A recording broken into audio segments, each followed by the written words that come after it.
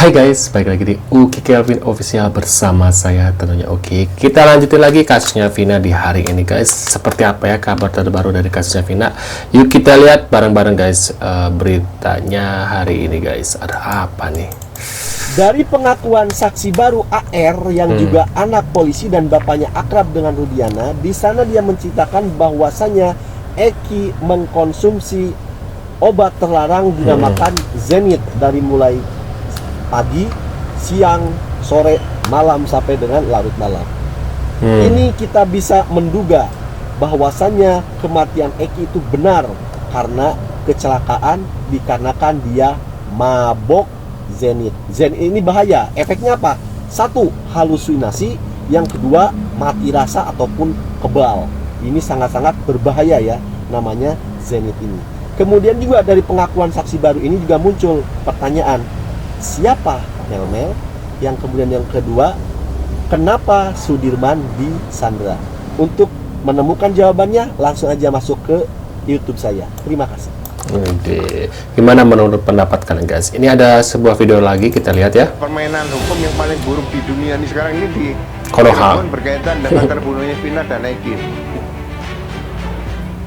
Saya harus tanya kepada ahlinya nih, yang menguasai dunia kepolisian, Pak Ugro. Pak Ugro, kok sepertinya makin karut-marut kita makin ke sini. Karena kalau bicara tentang Sudirman, harusnya kan dia satu paket. Tapi karena Sudirman tidak, Sudirman berbeda, ya mengakui pemukulan kata Pak Jutek tadi. Kemana kira-kira arah kasus ini, Pak? Ya, saya dengar cerita Pak Jutek tadi juga heran. 6 yang lain, ya berarti harusnya sama ya. Sama, jadi tidak bisa dikatakan dia sebagai pelaku juga menurut saya. Walaupun melakukan pemukulan menurut pengakuannya begitu, Pak? Ya, mengakui melakukan pemukulan, tapi kan mengaku ini bukan alat bukti walaupun di depan sidang pengadilan. Harus dibuktikan dengan 2 alat bukti. Ya. Ada nggak alat bukti lain yang mengatakan bahwa dia memukul, walaupun dia memukul ini? Ya. Ini yang sama, jadi tidak bisa dikatakan dia sebagai pelaku juga menurut saya. Walaupun melakukan pemukulan menurut pengakuannya begitu, Pak? Ya, mengakui melakukan pemukulan, tapi kan mengaku ini bukan alat bukti walaupun di depan sidang pengadilan. Harus dibuktikan dengan 2 alat bukti. Ya. Ada nggak alat bukti lain yang mengatakan bahwa dia memukul, walaupun dia memukul ini? Ya. Ini yang sampai sekarang tidak terbuktikan di sini. Scientific crime investigation tidak pernah dibuktikan di sini. Artinya tidak kuat pengakuan Sudirman itu, kalaupun betul terjadi pemukulan begitu? Ya, pengakuan itu nanti hanya di akhirat aja menurut saya. Kalau di dunia saya rasa pengakuan sebagai keterangan saksi satu aja nggak cukup ya, harus ada minimal 2 ya, Pak Ugro ya. 2 alat Oke. bukti. Pak Ugro, kalau Anda melihat seperti ini, apakah ada potensi permainan dalam tanda petik hukum oleh aparat kita, sehingga kemudian sekarang jadi simpang siur, Pak Ugro? Ya, dari awal sudah jelas. Semuanya hanya keterangan saksi tanpa ada alat bukti yang lain. Tanpa ada scientific crime investigation, dan itu sudah dikatakan oleh Kapolri dan Wakapolri. Ya kan? Kemudian bisa maju sidang sampai ke jaksa dan pengadilan. Kemudian di Cirebon juga ada Muspida atau Forkompimdam, di situ juga semuanya diam. Ini sebetulnya di Cirebon ini tidak ada apa, itu yang pertanyaan saya sering muncul. Jadi saya rasa ini permainan hukum yang paling buruk di dunia ini sekarang ini di Cirebon berkaitan dengan terbunuhnya Vina dan Eki ini. Iya, tapi akan menyulitkan Sudirman ketika akan mengajukan PK ya, Pak Ugro ya? Ya, sebetulnya siapa yang menghalang-halangi sampai Sudirman sulit dihubungi? Begitu orang diserahkan di lapas, jam besok pasti ada. Betul. Pengacara bisa dihubungi setiap saat. Seharusnya tidak ada masalah dengan Sudirman. Gitu. benar ya. Hukumnya terlihat bobok setelah kasusnya Vina ini ya guys ya. Makanya 7 pidana. Makanya Rudianong dan anggota gengnya itu ya nggak bisa ditangkap sampai sekarang karena ya seperti itu guys ya, kebobrokannya sudah terlihat ya. Kalau seandainya 7 pidana ini bebas dan Rudianong dan komplotannya itu masuk diadili gitu ya, sudah terlihat jelas banget bahwasanya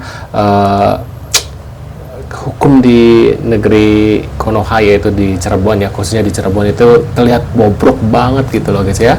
Nah, kita lanjut lagi di video berikutnya, yaitu ada Jutek Bongso. 7 pidana kasus Vina bukan geng motor, mereka geng kuli bangunan, hanya rival dia geng motor. Itu pun beda kasus, bukan kasus Vina, katanya seperti itu guys. Yuk kita lihat videonya. Mereka itu bukan geng motor, berkali-kali kita sampaikan, geng bangunan, geng kuli. Oke bang. Ya, nggak ada geng motor. Geng motor itu cuma Rivaldi. Yang lain itu mereka nggak geng motor dan tidak tercatat itu satupun di geng manapun. Kami udah cek. Yang geng motor itu Rivaldi, hanya satu dari 7 terpidana yang ada di dalam. Yang lain itu nggak geng motor, geng kuli. Dan Rivaldi sendiri kasusnya berbeda ya Pak? Berbeda saja. Ini yang teman-teman harus catat. Kalau dibilang bahwa ini Alhamdulillah, di hari ulang tahunnya, Peggy bisa menepati nazarnya dengan memberikan nasi padang kepada teman-temannya sewaktu dirinya di dalam sel. Barakallah. Terima kasih juga buat Pak Poldani yang sudah baik dan membimbing Peggy sewaktu dirinya ditahan.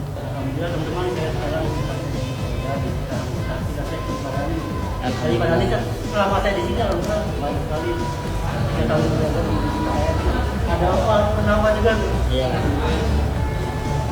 Alhamdulillah ya, sesuai dengan keinginan kita semua, sesuai dengan dukungan masyarakat Indonesia. Pada tanggal 24 Agustus 2024 pukul 10.05 Sudirman sudah kembali ke pangkuan saya sangat pribadi. Ke pangkuan saya sudah menandatangani kuasa ke saya dan 115 anggota Peradi. Jadi kemungkinan Sudirman akan melakukan PK bersama 115 anggota Peradi sebagai kuasa hukum dan saya di dalamnya. Jadi ada nama saya di nomor 10.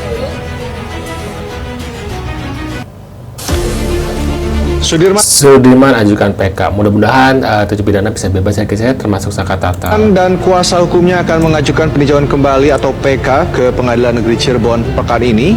Hal tersebut disampaikan Jutek Bongso, salah satu koordinator hukum Peradi yang juga menangani 6 terpidana lainnya, bahwa PK untuk Sudirman diagendakan akan didaftarkan pada Rabu tanggal 28 Agustus 2024. Pada hari Sabtu lalu, tim hukum Peradi sudah mendapatkan kuasa dari Sudirman dan keluarganya yang diberikan kepada tim hukum Peradi untuk mengajukan PK atas terpidana Sudirman. Diketahui pemirsa, Sudirman sebelumnya ditangani oleh kuasa hukum yang ditunjuk oleh Polda Jawa Barat. Sementara itu, untuk 6 terpidana lainnya, rencananya akan mulai sidang PK pada tanggal 4 September 2024.